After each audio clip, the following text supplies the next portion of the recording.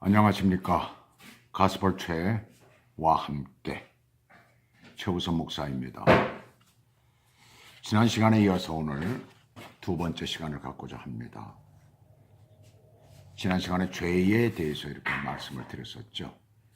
그래서 그 죄에 관한 부분을 오늘 또한 연속해서 말씀을 드리는데, 먼저 아까 제가 지난 시간에도 그렇지만 제 이름이 가스펠 최라는데 아마 궁금증을 많이 갖고 계시리라 생각을 합니다. 왜 가스펠 최라는 그런 이름을 붙였을까? 우리 한국말로 번역을 한다면은 최복음 아니에요? 복음최. 왜 복음이라는 말을 이름을 붙였을까? 사실 제가 어렸을 때 이름이 지금은 이름을 이제 바꿔서 최우섭이라는 이름을 사용합니다만은 본래 일본 사람들 이름이잖아요. 그게 싫어서 그렇게 바꾼 거예요. 사실은 어렸을 때는 호적에 등록이 되기를 최복웅이라고 됐어요. 그때 시대에 제가 해방 전에 태어났기 때문에 일제시대가 다스리고 있었잖아요. 그래서 모든 대한민국에 있는 사람들은 일본식으로 이름을 등록을 해라 해서 저를 낳자마자 일본식의 이름이 된 거죠. 그렇게 등록을 했기 때문에 그래서 그 이름을 사용해서 중고등학교를 다녔었습니다. 학교 다닐 때 또 미션 스쿨이었기 때문에 특별히 우리는 성경을 제일 먼저 성적표를 받으면 제일 위에 그 성적이 나와요. 그럴 정도로 우리가 그 미션 스쿨에서 그렇게 훈련을 받았고 교육을 받았지만 실제로 교육을 받은 대로 제가 신앙생활을 잘했던 것도 아니고 또 신앙이 좋았던 것도 아닙니다. 명색이 교회는 다녔지만은, 그러나 지난 시간에도 말씀드렸지만은 전혀 예수가 없었던 그런 삶을 살았습니다. 나중에 이제 예수님을 만나게 됐죠. 이 미국에 와서 살면서 어떤 이름을 미국 이름을 붙일까? 뭐 폴도 있고 뭐 피터도 있고 뭐 많잖아요. 존도 있고 뭐 얼마나 많습니까? 성경 가운데 나오는 이름들이. 근데 그 이름들을 다 생각을 하면서 내 이름을 그런 식으로 지을까라고도 생각을 했지만 그러고 싶지는 않더라고요. 어떤 이름을 지을까? 그러다가 가스펠 최가 제일 좋겠다. 왜? 어렸을 때부터 제 복음이 마태복음이었죠. 부르기가 어려우니까 친구들이 최복웅이라고 하기가 어려우니까 최복궁 그러다가 아예 복음으로 해버렸어요. 그래서 마태복음, 최복음 이러고 불렀습니다. 최자는 뭐예요? 높을 최자 아니에요. 높은 복음 이렇게 되는 거죠. 어느덧 이제 제목이 그렇게 별명이 그렇게 돼가지고 어려서부터 그렇게 불려졌지만은 나중에 이제 어른이 되어서 이름을 바꿨다고 아까 말씀을 드렸잖아요. 그래서 생활하다 미국에서 이름을 더 넣으면서 가스펠, 복음이라는 그 이름을 집어넣습니다. 참 행복하게 그 이름을 사용하면서 또 목사로서 얼마나 좋은 이름이에요. 미국 사람들도 지금 어디 가서 제가 제 이름을 얘기할 때 보면은 아주 깜짝 놀랍니다. 어떻게 그런 이름을 생각해내느냐고 얼마나 부러워하는지 몰라요. 저는 그런 부러움을 받고 사는 사람입니다. 지난 시간에 이어서 그래서 오늘도 이 높은 복음이라고 할 수 있잖아요. 최복음 하면은 최우섭입니다만은 가스펠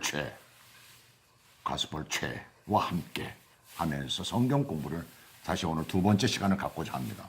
죄에 대해서 우리가 공부를 했었죠. 여러분 지난 시간에 제가 신앙의 출발이라는 이 교재를 제가 소개해 드린 적이 있습니다. 이 교재는 기독교 서적에 가면 얼마든지 구입할 수 있고 굉장히 싼 가격으로 살 수 있는 그러한 교재입니다.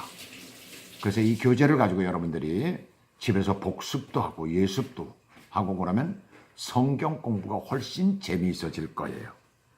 오늘은 이 내용이 있는 가운데서 제가 간단하게 설명을 드리면서 말씀을 드리고자 합니다. 지난 시간에 우리가 죄에 대해서 공부를 하면서 당신은 죄인이다. 왜 구원받아야 하느냐? 죄인이기 때문에 구원받아야 된다라고 말씀을 드렸어요. 그리고 모든 사람이 죄 아래 있다.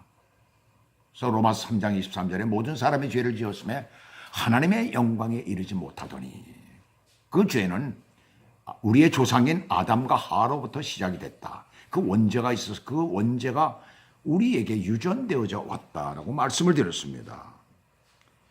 우리는 누구나 죄인입니다. 그래서 죄를 지으면서 날마다 살아가고 있는 것이 우리죠.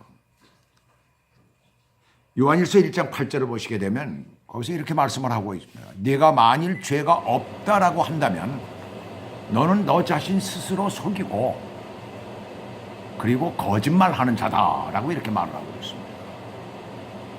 죄가 없다라고 말합니다. 사람들이, 어떤 사람들은 죄가 없다고 그렇게 얘기를 하는 사람이 있더라고요. 자기는 죄 한 번도 지은 적이 없대요. 그래서 그 사람과 한번 이렇게 심하게 한번 얘기를 한 적이 있어요. 토론을 한 적이 있습니다. 여호와의 증인이었어요, 그 사람이. 자기는 죄 지은 적이 없대요. 하나도 죄가 없답니다. 그래서 누구를 미워한 적이 없느냐? 그때 미워한 적 없대요. 사람을 판단한 적이 없느냐? 판단한 적이 없대요. 이제 그때 그냥 우기는 거죠. 한마디로 자기를 정당화시키기 위해서 우기는 거죠. 어떻게 사람이 한 번도 판단 안 하고, 어떻게 사람이 한 번도 남을 미워하지 아니하고, 그리고 내 입에서 어떻게 함부로 말하지 않겠습니까? 그 사람이 그렇게 말을 하는 것 자체가 자기 자신을 속이고 있는 것이고, 그 사람 스스로가 얼마나 많은 죄를 짓고 있는지 아마 자신은 너무나 잘 알 거예요. 그러면서도 자기 자신의 어떤 믿고 있는 것, 자기 자신이 주장하는 것을 그걸 관철시키기 위해서, 그래서 그런 식으로 거짓말을 하고 있는 거죠. 자, 오늘 본문에서 뭐라고 말씀을 하고 있느냐면, 당신은 당신의 죄를 아십니까? 그랬어요. 정말 여러분들이 짓는 죄를 아십니까? 짓고 있잖아요. 차를 운전할 때도 우리는 죄를 짓고 있어요. 앞에서 막 그냥 이상하게 운전을 하거나 그러면 나도 모르게 화가 나고 나도 모르게 욕이 나오고, 심할 때는 저주까지 하는 그런 사람들도 있어요. 죄는 사람에게 가장 무서운 것입니다. 그럼에도 불구하고 사람은 날마다 죄를 짓고 있어요. 자신 속에 죄를 품고 있습니다. 로마서 7장은 그렇게 말씀하고 있죠. 그러면 당신의 죄는 무엇이며 가장 큰 죄는 무엇입니까? 큰 죄가 해결되면 그 나머지 죄는 자연적으로 해결이 된다는 거예요. 성경은 우리에게 그렇게 말씀하고 있습니다. 가장 큰 죄가 뭐라는 것이죠? 그것은 바로 성경은 이렇게 말씀합니다. 예수 그리스도를 믿지 않는 죄라고 하는 거예요. 그래서 요한복음 16장 9절에 보면 죄에 대하여라 함은 저희가 나를 믿지 아니함이요 라고 말씀을 하고 있어요. 예수 그리스도를 믿지 않는 것이 가장 큰 죄라는 것입니다. 하나님께서 그 아들 독생자 예수 그리스도를 이 땅에 보내신 것은 바로 우리 죄를 깨끗하게 하시기 위해서. 누구든지 예수님께서 이 땅에 오셔서 십자가에 못 박혀 내 죄를 대신해서 죽으셨다는 그 사실을 믿는 자마다 죄가 깨끗해진다는 얘기죠. 인간은 누구나 죄를 짓고 있기 때문에 우리의 살아가면서 짓는 죄, 살인하는 죄나 거짓말하는 죄나 도둑질하는 죄나 그 외 모든 죄들, 이 모든 것들은 사실 거짓말하는, 남을 미워하는 죄, 그 죄에 비교하면 우리가 볼 때는 크죠. 그러나 하나님 편에서 볼 때는 다 똑같다는 얘기입니다.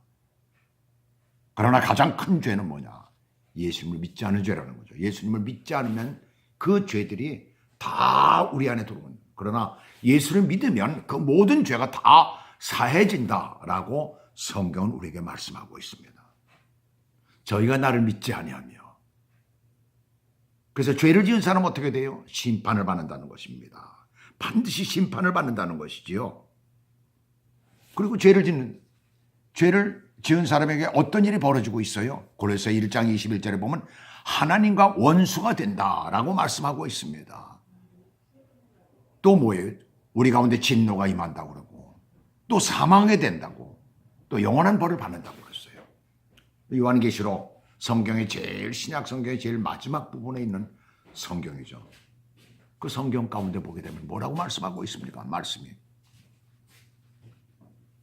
영원한 불못에 들어간다고 했어요. 마지막 심판 때에 그렇게 된다라고 했습니다. 여러분, 과연 예수 믿지 않음으로 말미암아 영원한 심판의 불로 들어가시겠습니까? 여러분들은 죄인입니다. 그러나 그중 가장 무서운 죄는 뭐예요? 가장 큰 죄는 예수 믿지 않는 죄입니다. 여러분들이 죄인인 것을 인정하신다면 오늘이라도 늦지 않았습니다. 예수 그리스도를 구주로 영접하시길 축원합니다.